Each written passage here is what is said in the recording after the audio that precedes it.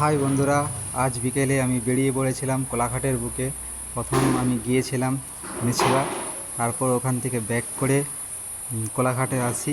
কোলাঘাটে নাওপালার দিকে রওনা দেওয়ার জন্য গাড়ি কিছু কোলাঘাট ব্রিজের উপর দাঁড়িয়ে আমি আমার ফটো, এটা ক্যামেরার ক্লিক আমার হয় না, যেহেতু আমার প্রথম ব্লগ বা আমি ডাইরেক্ট ভয়েস করছি,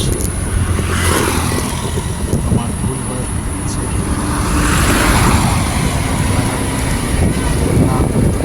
ব্রিজ সিধা আমি শেরপাঞ্জা হয়ে কোলাঘাট ব্রিজের উপর রওনা হওয়ার চেষ্টা করছি।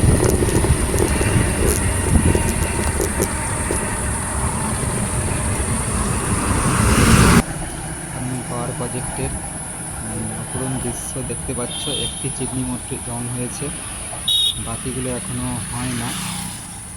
আমি এসে গেছি কোলাঘাট নাওপালা ব্রিজ। তো ব্রিজ পার হয়ে নাওপালা অপোজিট সাইডে যেখানে শেরবাংলা হোটেল রয়েছে, অপরূপ সৌন্দর্য কোলাঘাট নদীর পেছনের ভিউটা অপরূপ সুন্দর।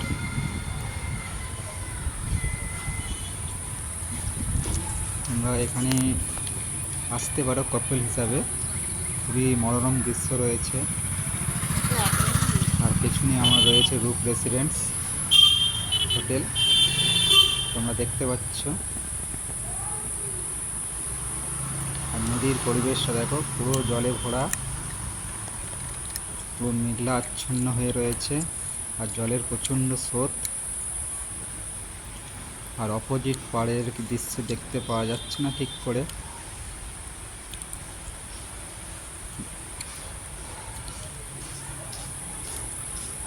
এটা আমাদের কোলাঘাট সাইডের, আর আমি রয়েছি নাওপালাতে।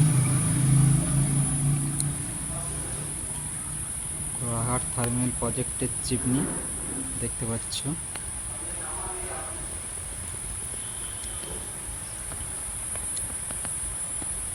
শান্ত বিকেল, বৃষ্টিটা একটু ধরেছিল, তাই বেরিয়ে পড়েছিলাম গাড়িটা নিয়ে আমি কোলাঘাট নাওপালার দিকে। এখান থেকে ক্যামেরা বন্দি আমাদের থার্মাল পাওয়ার প্রজেক্টের।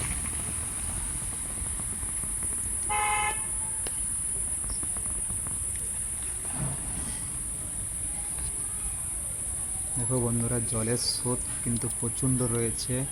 আর এখানে দেখতে পাচ্ছ, ওখান দিয়ে দেখতে পাচ্ছ আমাদের কোলাঘাট থার ব্রিজ, রেল থার ব্রিজের।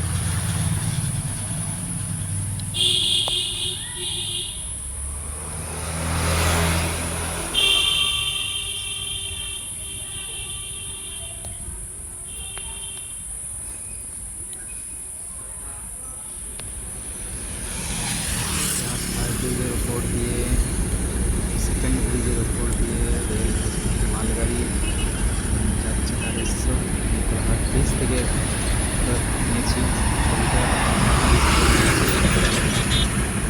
ফেরার পথে মালগাড়ি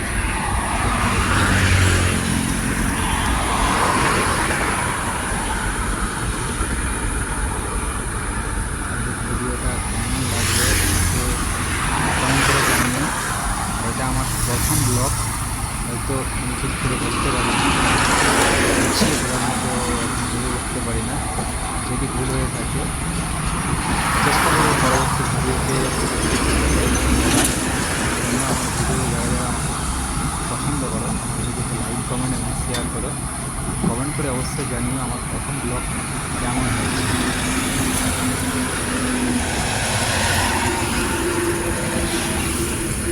দ্বিতীয় আর একটি local train, Medinipur to Howrah যাওয়ার যে লোকাল যাচ্ছে, সেটাতেও আমি ক্যামেরা বন্দি করেছি।